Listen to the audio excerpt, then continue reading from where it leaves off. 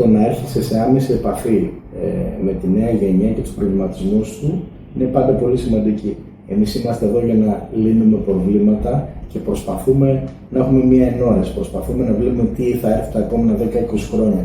Άρα λοιπόν, όταν προσπαθούμε να βρούμε μία λύση, είναι σημαντικό από νωρίς να καταλαβαίνουμε και ποια είναι τα μελλοντικά προβλήματα τα οποία θα βρούμε. Ήταν πάρα πολύ σημαντικό για μένα και είναι κάτι το οποίο σου δίνει ενέργεια. Δηλαδή, για μένα δεν είναι αυτός ο χρόνος που αφιερώνεται, πραγματικά είναι επένδυση. Και για μένα, όχι μόνο για τα νέα παιδιά.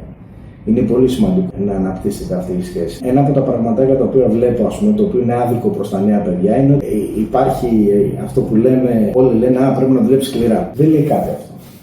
Πρέπει να πεις πώς. Δηλαδή, πρέπει να βοηθήσεις τα νέα παιδιά, να τους δείξεις μια μεθοδολογία, να μάθουν ποιος είναι ο χώρος και ποια είναι τα πρώτα σωστά βήματα τα οποία μπορεί να κάνει κανείς.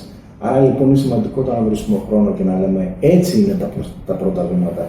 Έτσι πρέπει να κάνεις μια συνέντευξη. Ή σκέψου ποιος είναι ο καλύτερος τρόπος για να βρεις αυτό που πραγματικά θες και πώς σου αρέσει. Άρα λοιπόν είναι πολύ σημαντικό για μένα. Αυτή η πληροφόρηση, δηλαδή και η σωστή μεθοδολογία και πράξη πρέπει να διοχετεύεται, πρέπει να μοιράζεται.